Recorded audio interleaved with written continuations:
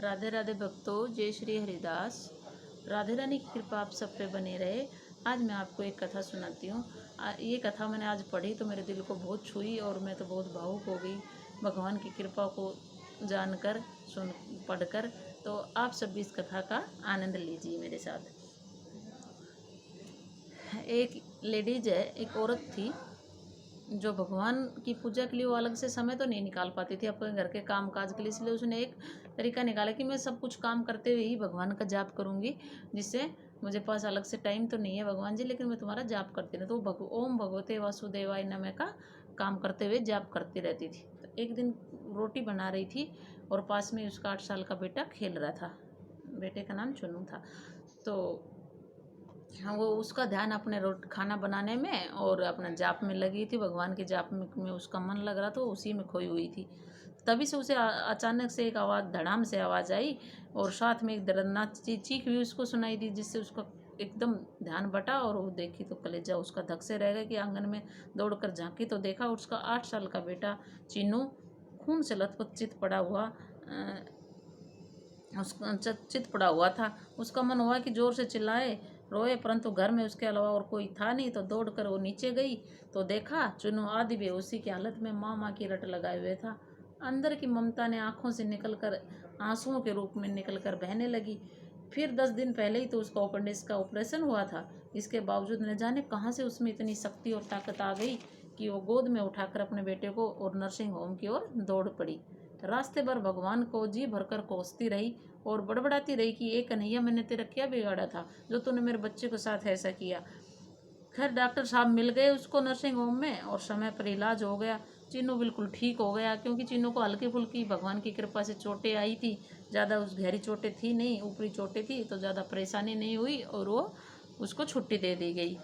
रात को घर पे सब नॉर्मल था, सब टीवी देख रहे थे। तब उस लेडीज का मन बेचैन था। तब भी भगवान से उसको विरक्ति सी होने लगी थी और एक माँ की ममता प्रभु की सत्ता को चुनौती दे रही थी। वो भगवान से अंदर ही अंदर अपने मन से लड़े जा रही थी। वो कह रही थी कि तूने मेरे साथ ऐसा किया, मेरे बेटे को देख कितनी तकलीफ दे दी, कितना दर्द सहन कर रहा है। क्योंकि माँ की ममता ना, बच्चे का थोड़ा कांटा भी लगता है तो माँ को बड़ा दर्द होता है, बहुत ज़्यादा लगता है। फिर उसके दिमाग में दिन भर का पूरा चलचित्र की तरह चलने लगा, पूरी घटना एक चलचित्र की तरह चलने लगी। और कैसे चीनू आंगन में गिरा, ऐसे एकाएक उसकी आत्मा ये फिर दोबारा सोच के सिर उठी। कल ही तो उसके आंगन में क्या था ना, कोई बड़ा सा लोहे का पाइप रखा था, जो उसने एक दिन पहले ही मिस्त्री को बुला के उठवाया था, कुछ काम करवाया था घर में। और मिस्त्री आया था तो उसने वो पाइप वहाँ से उठवा दिया था कि इस पाइप को भी यहाँ से उठा दो। तो उसको वो बात याद आई कि यहाँ पाइप का यहीं तो चीनू गिरा था। अगर इस पाइप गिर जाता तो चीनू को कितनी ज़्यादा चोटें लगती, कितनी छोटी सी चोट से चीनू बच गए। इस पाइप पे टुकड़े पर अगर गिरता मेरा बेटा तो उसको कितनी ज़्यादा चोटें लग जाती। उसका हाथ फिर ऐसे ही उसका हाथ अपने पेट पे गया। अरे मेरा तो ऑपरेशन भी हुआ था, अरे मेरे टाँके तो हरे हैं। लेकिन उसके टाँका बिल्कुल ठीक थे, उन पर कुछ भी असर नहीं हुआ था। तो उसको ध्यान आया कि कैसे मैं कितना 20-22 किलो के चीनू को उठा के वो लेके दौड़ी चली गई और चीनू उसको कैसे फूल जैसा हल्का लग रहा था और इतनी शक्ति उसके अंदर आ गई कि वो लेके भाग गई। वैसे तो एक कपड़ों की बाल्टी भी छत पे नहीं ले जा सकती और वैसे वो 20-22 किलो के चीनू को उठा के लेके भाग गई। फिर अचानक उसको ख्याल आया कि डॉक्टर साहब तो 2 बजे ही चले जाते हैं। सरकारी नर्सिंग होम था, 2 बजे तक का बैठने का डॉक्टर का टाइम था, तो डॉक्टर तो 2 बजे ही चले जाते हैं। लेकिन वो पहुंची तो हॉस्पिटल में 3:30 का टाइम हो रहा था और फिर भी डॉक्टर वहाँ बैठे हुए थे।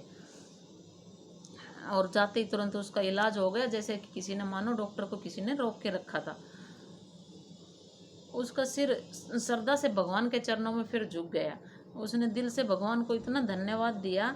अब वो सारा खेल समझ चुकी थी। मन ही मन प्रभु से अपने शब्दों के लिए वो क्षमा मांग रही थी। तभी टीवी पर ध्यान गया तो प्रवचन आ रहा था टीवी में। कई बार ऐसा हो जाता है कि हमारे मन में चलते वो कहीं ना कहीं से वो बात हमारे भगवान हम तक पहुंचा देते हैं। तो उसके साथ भी ऐसा ही हुआ। उस टीवी में प्रवचन आ रहा था, उसमें आ रहा था कि प्रभु कहते हैं कि मैं तुम्हारे आने वाले संकट को रोक तो नहीं सकता, लेकिन तुम्हें इतनी शक्ति दे सकता हूँ कि तुम आसानी से उन्हें पार कर सको। तुम्हारी राह आसान कर सकता हूँ, बस धर्म के मार्ग पर चलते रहो। फिर इस औरत ने घर से के मंदिर में झांक कर देखा तो कन्हैया मंद मंद मुस्कुरा रहे थे। ऐसे ही है मेरे नटखट कन्हैया। तो भक्तों, कैसी लगी आपको कथा? अच्छी लगी हो तो कमेंट करके ज़रूर बताना। भक्ति में बहुत शक्ति होती है, इसलिए कहती हूँ कि आप भक्ति सब करो। भगवान पूजा पाठ के लिए टाइम नहीं तो मन से भगवान को हमेशा धन्यवाद देते रहो। हमें जो जीवन दिया है इसके लिए हमेशा धन्यवाद देते रहो और भगवान का शुक्रिया अदा करते रहो, तो भगवान सदा हमारे साथ रहेंगे। सुख दुख तो देखो जीवन का हिस्सा है, वो तो चलते ही रहेंगे, उनको कोई नहीं रोक सकता। लेकिन वो दुख सुख ऐसे पार हो जाते हैं, वो दुख हमारे, कि हमें पता ही नहीं लगता है कि वो कब पार हो गए। जब हम भगवान को भक्ति करते हैं और उनको अपने जीवन में शामिल करते हैं तो उन दुखों का हमें पार ही नहीं लगता। तो भक्तों, ऐसे ही भगवान के साथ जुड़े रहें और भक्ति से, और मैं आपको ऐसी ही कथाएं सुनाती रहूं। बस ऐसे ही सब चलता रहे। राधे राधे भक्तों, जय श्री हरिदास।